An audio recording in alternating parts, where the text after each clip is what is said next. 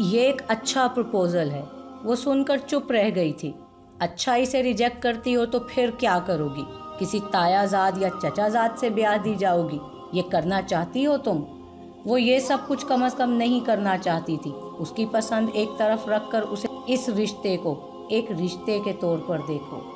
उसकी पसंद एक तरफ रखकर इस रिश्ते को एक रिश्ते के तौर पर देखो। वो खुश शक्ल है, अच्छी पोस्ट पर है, अच्छे ख़ानदान से है। और क्या देखना होता है इस सब में? मेरा ख़ानदान, वो मान लेंगे क्या? अंकल ज़रूर मानेंगे। अगर तुम कहोगी तो वो ज़रूर मानेंगे। उसने शिद्दत से नफ़ी में सर हिलाया था।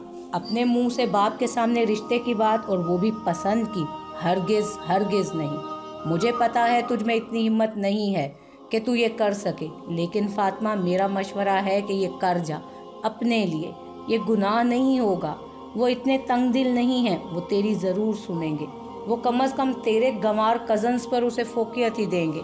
मेरी बहन, हिम्मत कर ले अपने लिए।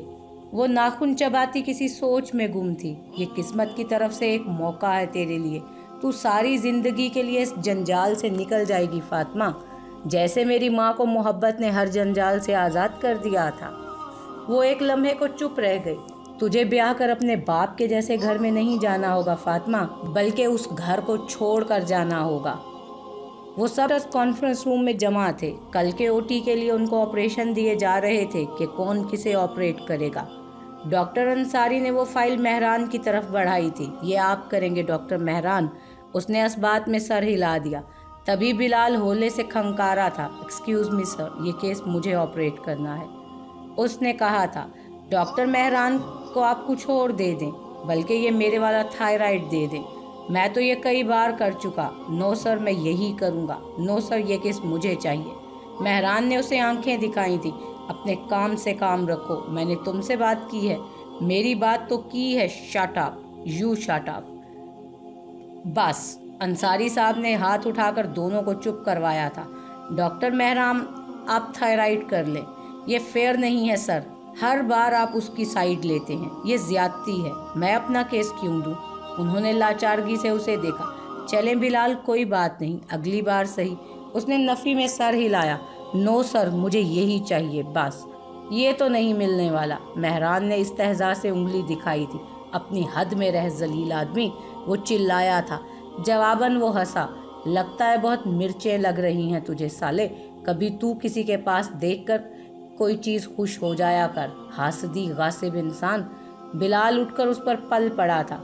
बस मैं कह रहा हूँ, बस। उनकी वहाँ सुनता ही कौन था? और वो एक केस की बात थी ही कहाँ। वो तो उनके अपने अपने हिसाब थे। उससे दूर रह। उसके आइंदा नज़दीक भी दिखा तो तेरी टांगें तोड़ दूंगा। क्यों, तेरी बहन लगती है वो? तेरी तो। बिलाल ने उसकी नाक पे 2-3 घूंसे मार दिए थे। जवाबन मेहरान का मुक्का उसके होंठ पर लगा था। बस करो। बाकी डॉक्टर्स ने उन्हें अलहदा किया था। अंसारी साहब गुस्से से उनको देख रहे थे। तुम बच्चे हो? कहाँ से तुम दोनों सेंसिबल इंसान नज़र आ रहे हो? गंवार भी ऐसे नहीं लड़ते। सर इसे कहे ये अपनी हद क्रॉस ना करे। और तेरी हद, उसका क्या? बकवास बंद करो दोनों। वो फिर से चिल्लाए थे। दफान हो जाओ तुम दोनों। मुझे तुम दोनों में से कोई यहाँ नहीं चाहिए। जाओ, कोई भी नहीं करेगा सर्जरी। निकल जाओ मेरे वार्ड से। जाओ, चले जाओ, निकलो। बिलाल ने फटे होंठ से बहता खून कफ से साफ किया था। फातिमा ने उसकी नील से ढकी आंख और सूजे हुए होंठ को हैरत से देखा था। आप लड़े हैं उनसे? वो हंसा। यहाँ सब लोग कहते हैं। वो और मैं 2 दिन नहीं लड़े तो हमारी रोटी हजम नहीं होती। तब की तब थे बिलाल। मैंने सुना कि आपकी लड़ाई में सबने मेरा नाम सुना है। वो उसे देख कर रह गया। मुझे कुछ समझती हो? मेरे कहे की कुछ अहमियत है तो मैं कुछ कहूँ फातिमा? जी। वो मेरी बाबत जो भी बात करे फातिमा, तो सुनकर बस अपने अंदर मत रखना। मुझसे पूछना कि ऐसा क्यों। जुबान से पूछना या थप्पड़ मार के, लेकिन पूछना मुझसे। ये कोई हुक्म नहीं, एक इल्तिजा है। वो पिछली पूरी शाम उस चेहरे को सोचती रही थी। वो शख्स क्या चीज़ था? वो शख्स होले होले उसके वजूद में अपनी जगह बनाता जा रहा था। वो उसे सोचती जा रही थी तो वो वहाँ था, उसकी सोचों में। उसने अपना हिस्सा बना लिया था। कहाँ खो गई? कहीं भी नहीं। वो चुप रह गई थी। फैसला नहीं हुआ अभी तक। फातिमा ने नज़रें झुका ली थी। میں اپنا کیس لڑ سکتا ہوں ڈاکٹر صاحبہ، میں اپنے دلائل بھی دے سکتا ہوں، اتنا حق تو رکھتا ہوں۔ اب کہ اس نے جھکا سر اٹھایا تھا۔ آپ کے لیے میں نے اپنے دل کی گواہی کو سب سے معتبر مانا ہے ڈاکٹر بلال۔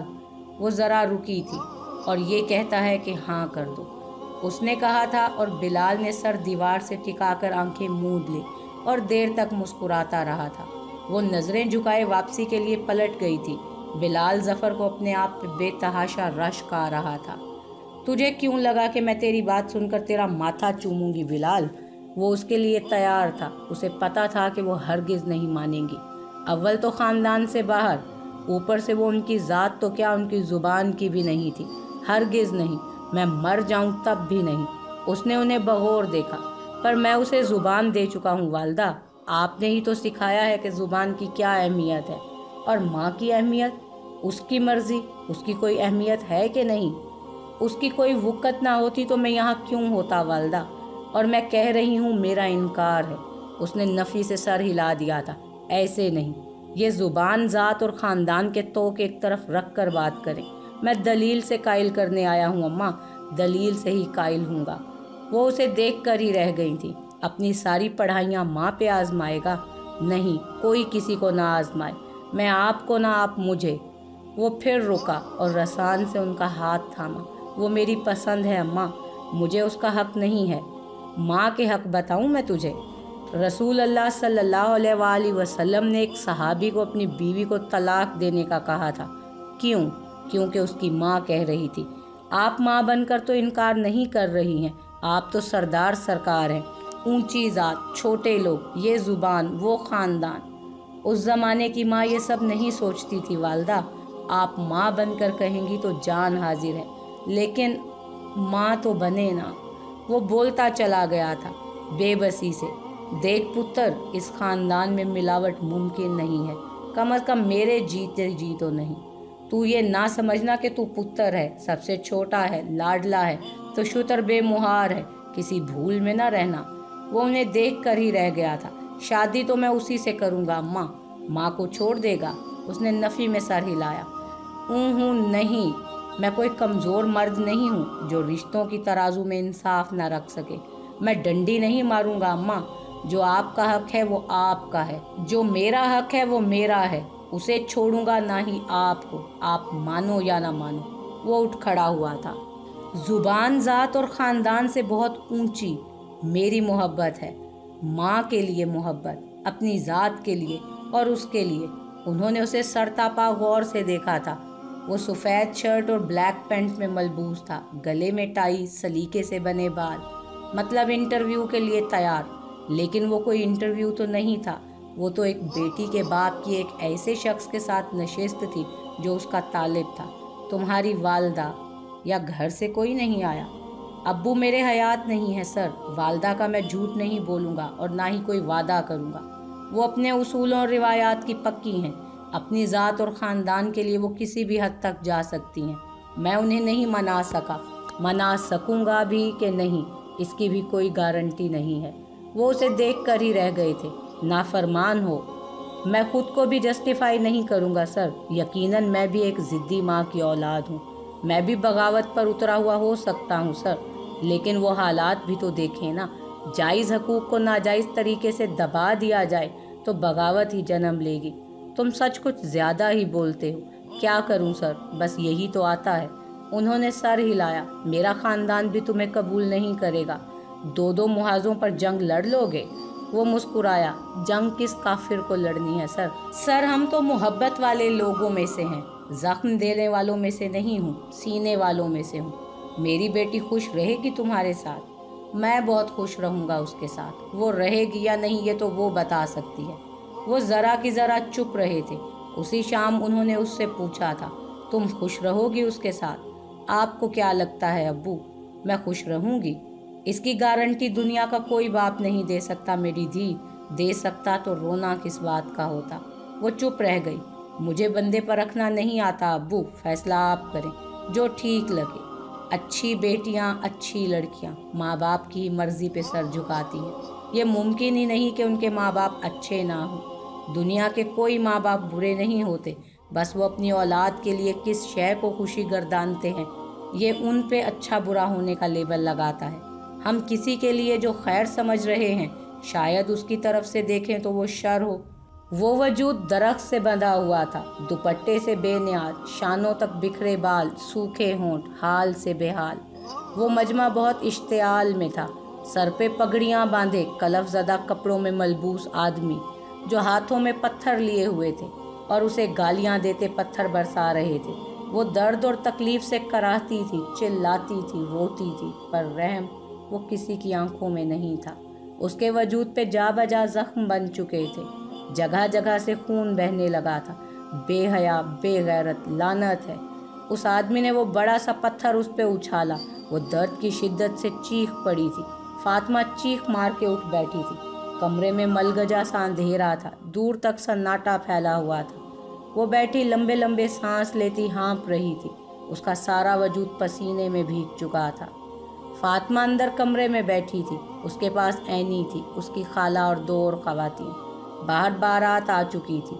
सफ़ेद सूट, स्याह वास्कट, ये नक्सक से तैयार सर्जन साहब तो अखीर हैं यार, ऐनी ने बाहर से आते ही कहा था। फिर उसे देखा। नहीं, तुम्हारी बात तो फिर तुम्हारी है ना। अरे कहाँ वो, कहाँ तुम। उन जैसे तो हज़ारों कुर्बान तुम पे मेरी प्यारी डॉक्टर साहिबा। वो झींप गई थी। निकाह के लिए उसके साथ कुछ कुलीग थे। डॉक्टर अंसारी थे, फातिमा की तरफ से अब्बू वली थे, उनके कुछ दोस्त गवाह थे। अब्बू ही निकाह के लिए कागजात अंदर लेकर आए थे। वो धड़कते दिल को बमुश्किल संभाले दस्तखत करती जा रही थी और भीगी नज़रों से वो उसे ही देख रहे थे। उसने सफ़ात पलटे तो उन्होंने उसे साथ लगा लिया। मेरी धीरानी आबाद रहे, शाला खुश रहे। मैं तेको खैर दे छोड़िए फातिमा, इसको सांभ के रखी। बाहर मौलाना साहब दुआ करवा रहे थे। वो शायद बदनसीब था कि उसकी माँ उसके साथ नहीं थी, उसकी खुशियों में खुश नहीं थी। लेकिन वो माँ कौन सा खुशकिस्मत थी कि अपने बेटे के लिए की जाने वाली दुआ पर उसका आमीन नहीं था। वो उससे चंद कदम आगे जाए नमाज पे खड़ा था। वो बहुत देर तक उसके टखनों से ऊपर लटकता पाइंचा देखती रही थी। तो ये शख्स मेरा मुकद्दर था। वो सजदे में जा चुका था। जब जब खुदा का शुक्र करना, ज़िंदगी में दी गई उसकी नेमतों पे अल्हम्दुलिल्लाह कहना, तो उसके लिए भी कहना खुदा उसे तुम्हारे लिए नाफे और पाकीज़ा मर्द बनाए। वो तशहुद में बैठा था और वो दुआ के लिए हाथ उठाए खामोश बैठी अपने मेहंदी से आरास्ता हाथ देख रही थी। इतनी सारी दुआएं थीं कि उसे समझ ही नहीं आ रहा था कि पहले कौन सी मांगे। उसने सलाम फेर कर गर्दन मोड़ी और उसे देखा तो वो उसे ही देख रही थी। वो नज़रें झुका गई और वो मुस्कुरा दिया। हाय! वो शुक्राने के नवाफिल से फारिग होकर उठा तो वो बेड पर टांगे लटकाए गोद में हाथ रख के बैठी थी। तुम कुछ खाओगी?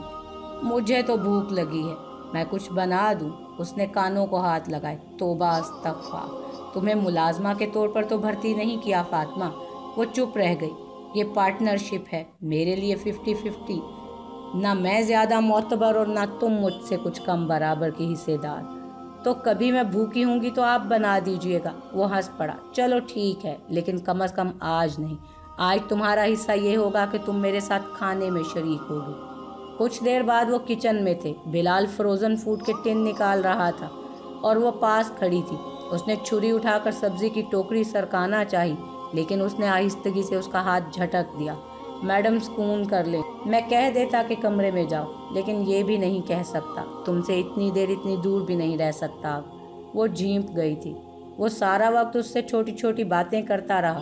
भाप उड़ाते पास्ते की डिश टेबल पर पहुंचाने तक उसने उसे किसी चीज़ को भी हाथ नहीं लगाने दिया था। आइए मैम।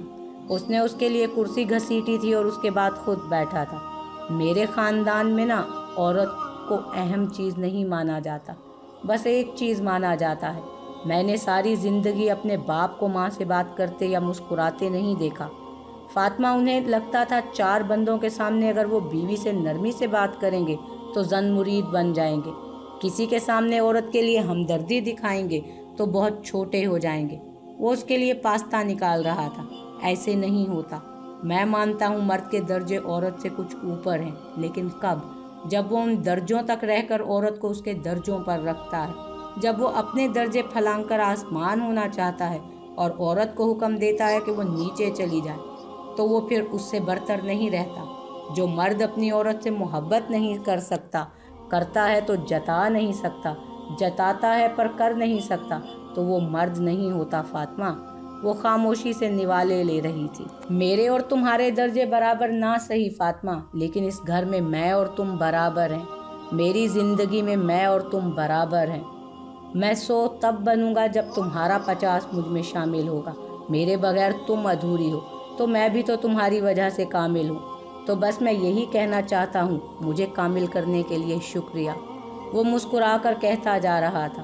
وہ عورت آسمانوں سے معتبر ہو گئی تھی، اور یہ جھوٹ ہے کہ عورت کو کوئی خوش نہیں رکھ سکتا۔ وہ مرد کے 4 لفظوں سے دنیا کی سب سے خوش قسمت انسان بن جاتی ہے، بھلے وہ لفظ جھوٹے ہی کیوں نہ ہوں۔ ولیمہ کے لیے اس نے ڈنر کا انتظام کیا تھا۔ وہی گنے چنے افراد، ہسپتال کے کولیگز، ادھر سے قیوم صاحب، اس کی کچھ دوستیں۔ اینی نے اسے حیرت سے دیکھا تھا۔ تو ایک ہی دن میں بدل گئی فاطمہ، تو سچ میں وہی ہے نا؟ وہ ہنسی۔ اب وہ اس کی ہنسی کی کھنکھناہٹ پہ چونک اٹھی تھی۔ شادی راس آ رہی ہے تجھے؟ شادی سب کو ہی راس آتی ہے، اور لوگ سمجھدار بھی ہو گئے ہیں۔ میں ہمیشہ سے ہی سمجھدار ہوں، وہ اپنا گاؤن درست کرتے ہوئے بولی تھی۔ اینی، ساری زندگی میں نے اپنے لیے اپنے لوگوں سے پھٹکار ہی سنی ہے، دادی کی لان تان، تائی چاچیوں کی باتیں، گالیاں، ہمیشہ بری باتیں۔ کل اس نے پہلی بار بس میری بات کی ہے، اور مجھے ہی سب سے معتبر کہا ہے۔ انسان کی فطرت ہے نا کہ کوئی ہمیں برا کہے تو ذہن جلدی سے مانتا نہیں ہے، لیکن کوئی ہمیں اچھا کہے تو فوراً یقین آنے لگتا ہے۔ تو ہاں، میں اس کی باتوں پر ایمان لے آئی ہوں۔ اینی، وہ کہتا ہے کہ میں اچھی ہوں تو میں سب سے اچھی ہوں۔ وہ مسکرا دی۔ میں خوش ہوں تیرے لیے فاطمہ، مجھے پتہ ہے تو نے کیا کچھ سہا ہے۔ میں بھی اپنے لیے خوش ہوں، بہت خوش۔